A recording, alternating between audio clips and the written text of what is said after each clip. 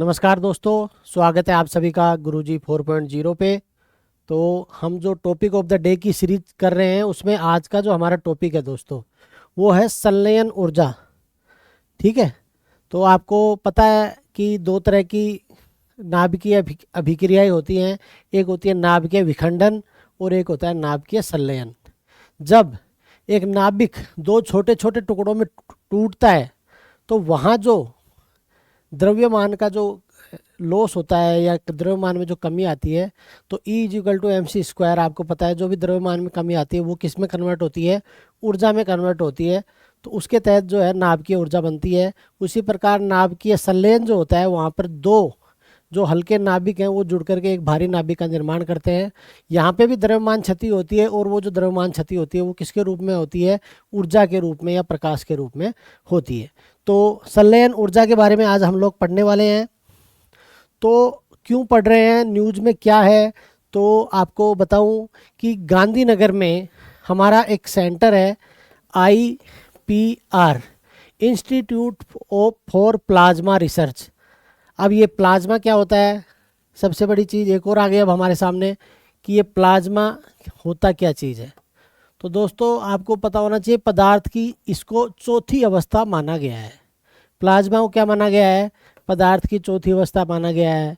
तो सर चौथी अवस्था माना गया है तो पहली तीन अवस्थाएं कौन सी हैं, तो सबसे जो पहली तीन अवस्थाएं जिनके बारे में हमें कई सालों से पता है, ये एक ठोस पदार्थ होते हैं, फिर द्रव पदार्थ होते हैं और फिर गैस होती है। तो ये तीन अवस्थाएं होती है पदार्थ की। तो जो पदार्थ की चौथी अवस्था खोजी गई है दोस्तों वो कौन सी है, प्लाज्मा है। ये चीज़ आपको क्लियर हो गई। अब इस प्लाज्मा पे रिसर्च करने के लिए एक संस्थान बनाया गया है गांधीनगर में, इंस्टीट्यूट फॉर प्लाज्मा रिसर्च। तो ये एक संस्थान बनाया गया है। यहाँ के शोधकर्ताओं ने भारत की संलयन ऊर्जा के लिए क्या बनाया गया है, एक रोड मैप प्रस्तावित किया है। इन्होंने बताया है कि किस तरह से संलयन ऊर्जा के माध्यम से हम अपनी भविष्य की ऊर्जा आवश्यकताओं को पूरी कर सकते हैं।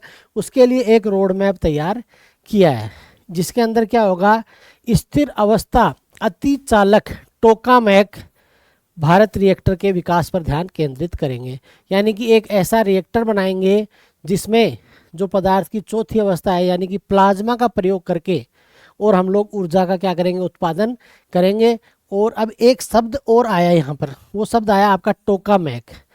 टोकामैक ये क्या होता है, तो दोस्तों जो पदार्थ की चौथी अवस्था होती है प्लाज्मा, उस प्लाज्मा को पहले तो आप ये समझो कि प्लाज्मा होता क्या है और कैसे बनता है।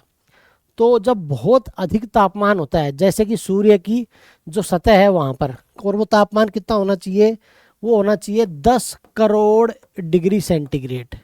कितना तापमान होना चाहिए, 10 करोड़ डिग्री सेंटीग्रेड जो तापमान होता है उसमें जो परमाणु होता है ना वो अपना, जैसे हम लोग सामान्यतः हमने क्या पढ़ा है जब हम लोग केमिस्ट्री पढ़ के आए कि जो परमाणु जो है पदार्थ की जो सबसे छोटी अवस्था होती है और अविभाज्य कण होता है पदार्थ का।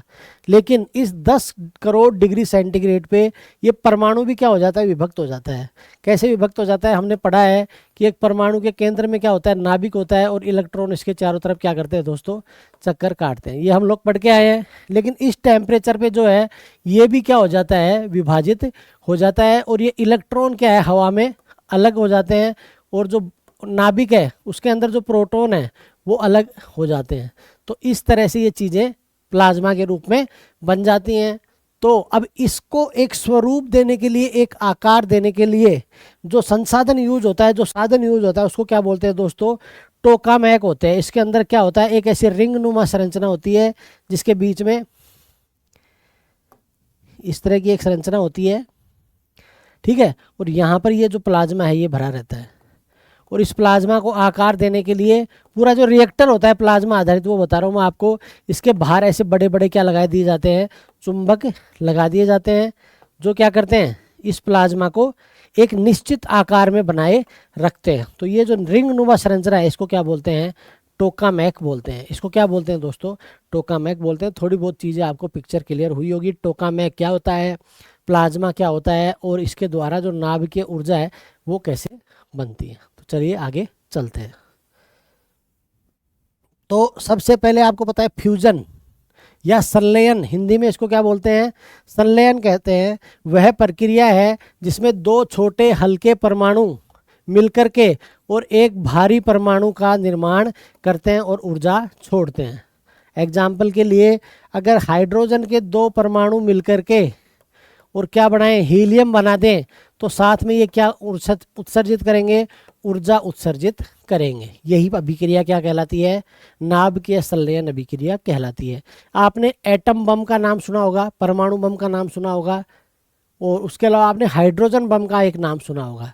तो जो हाइड्रोजन बम होता है वो कौन सी टेक्निक पे काम करता है, फ्यूजन पे, यानी नाभिकीय संलयन पे।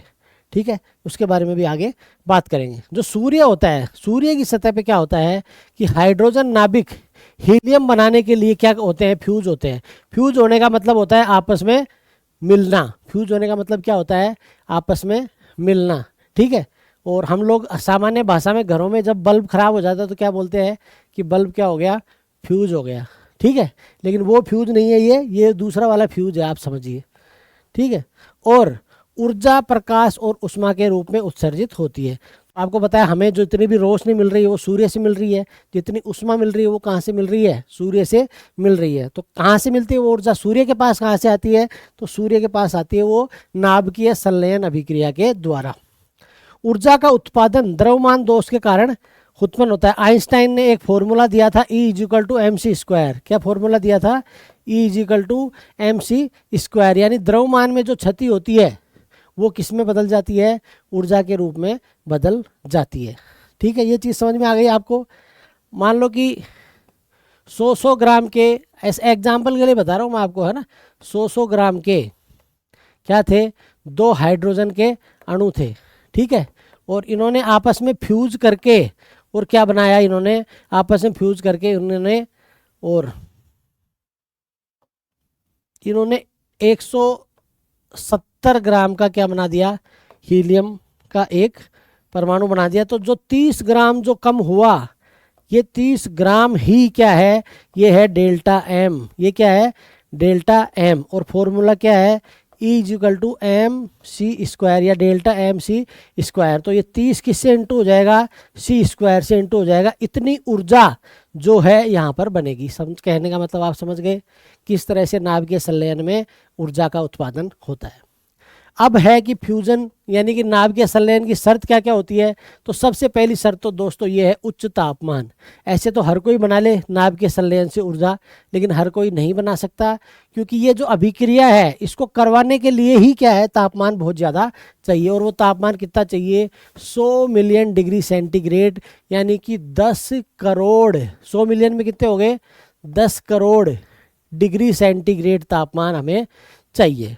उसके अलावा उच्च दाब भी हमें चाहिए। और उच्च दाब से क्या होगा, जो परमाणु के नाभिक हैं वो इतने नज़दीक आ जाएंगे कि जो है संलयन इनमें हो सके। ये जो नाभिक है इनके बीच की दूरी इतनी कम हो जाएगी कि ये आपस में मिल सके। अब आप भी अपने दोस्त से किसी से मिलना चाहते हैं तो एक दूसरे के पास आना पड़ेगा ना।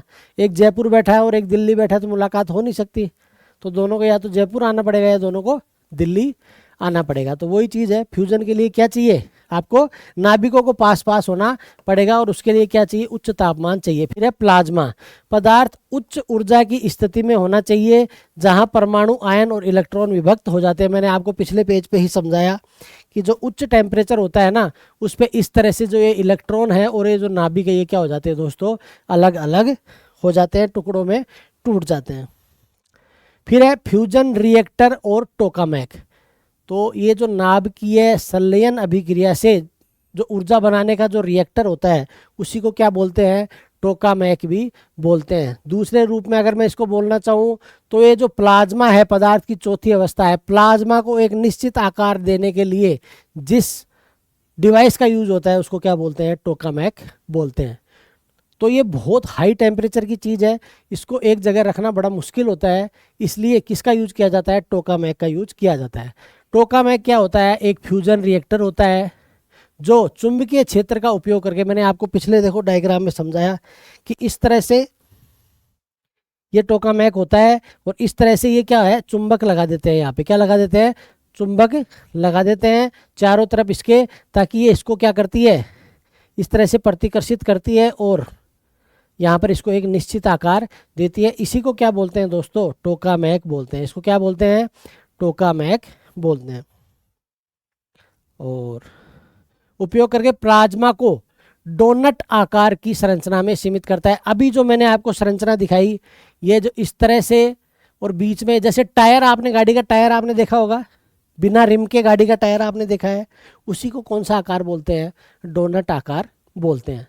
फिर है संरक्षण समय मापता है कि प्लाज्मा को बिना क्षय कितनी देर तक रखा जा सकता है, और इतना जितना ज़्यादा देर तक हम रख सकेंगे उसकी जो ऊर्जा बनाने की जो दक्षता है वो उतनी ही ज़्यादा होगी।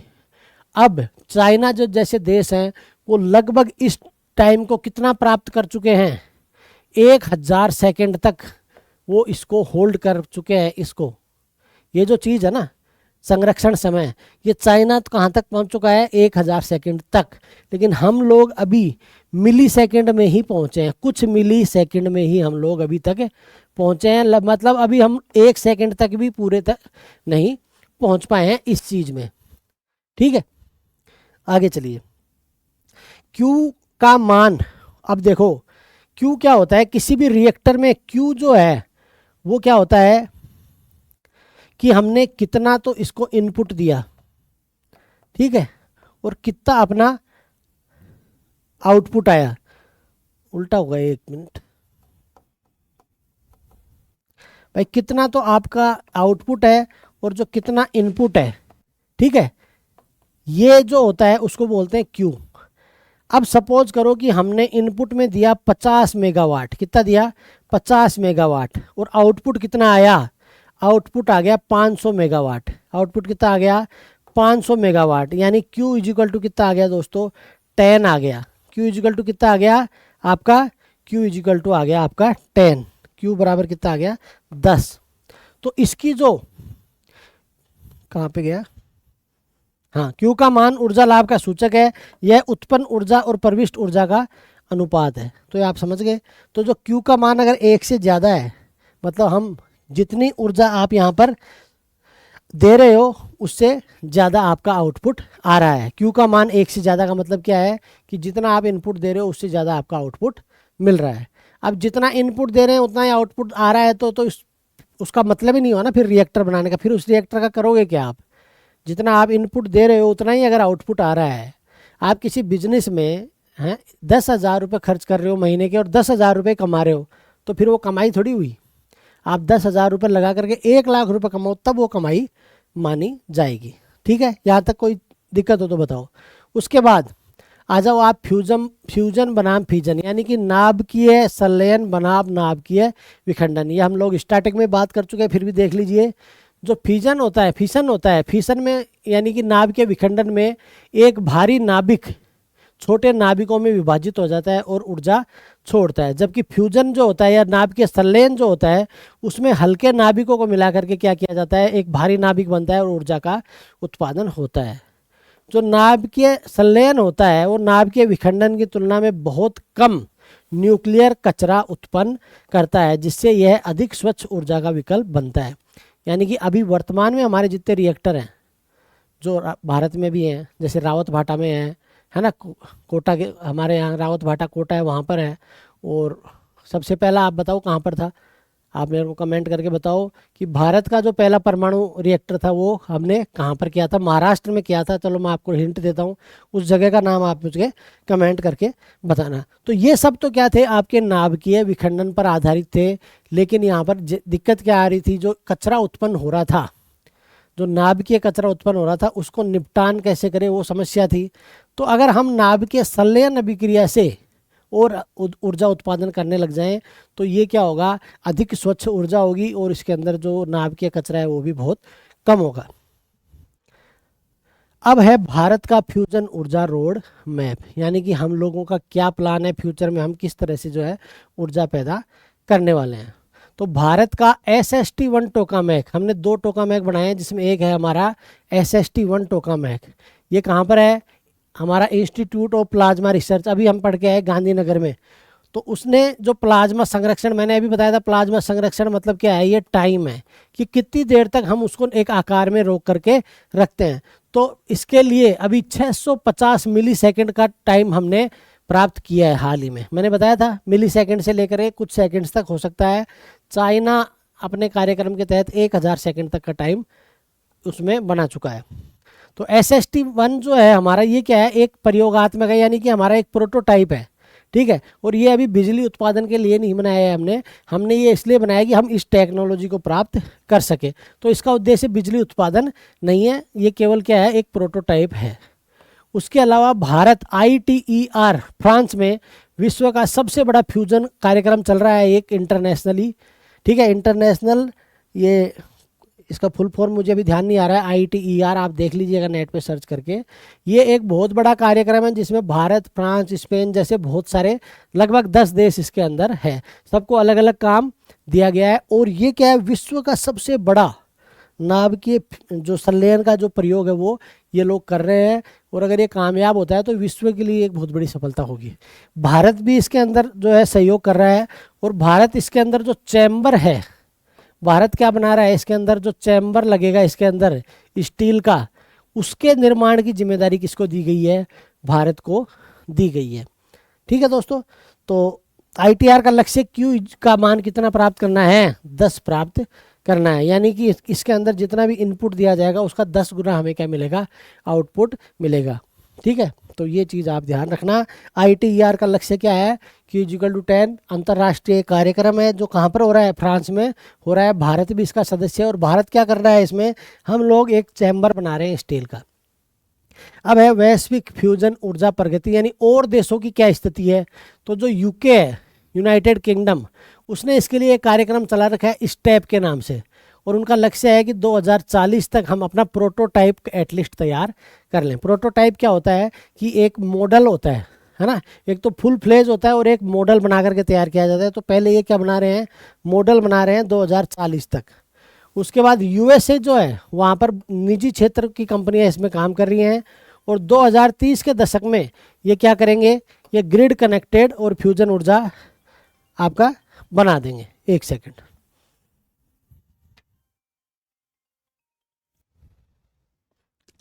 हाँ जी। तो हम लोग बात कर रहे थे कि USA जो है वहाँ पर निजी क्षेत्र की कंपनियाँ इसमें काम कर रही हैं। और ये क्या कर रहे हैं, ग्रिड कनेक्टेड फ्यूजन ऊर्जा का लक्ष्य कर रहे हैं। और इनका लक्ष्य है 2030 तक।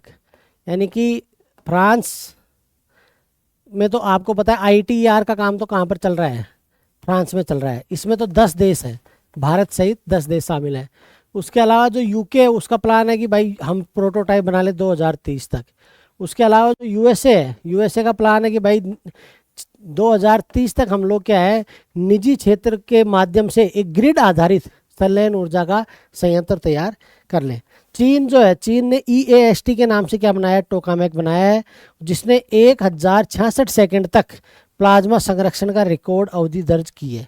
इस बात को आप समझे, जो मैंने आपको शुरू में भी समझाया था कि प्लाज्मा में टोकामेक की क्वालिटी उस पर डिपेंड करती है कि वो कितने सेकंड तक उस चीज़ को होल्ड करके रखता है, ठीक है। और अब जो टोकामेक है वो भी 2 प्रकार के होते हैं, उसके बारे में भी हम लोग आगे देखेंगे। अच्छा, इसके अंदर है नहीं, मैं आपको लेकिन समझा देता हूँ। देखो, टोकामेक जो है, टोकामेक 2 तरह का होता है। एक होता है चुंबकीय, मैंने अभी आपको एक फ़ोटो बना करके दिखाया था। एक तो चुंबकीय होता है और एक होता है अचुंबकीय, ठीक है। तो चुंबकीय में तो क्या होता है, ये सीधा सा आपको मैंने बताया टायर नुमा संरचना होती है।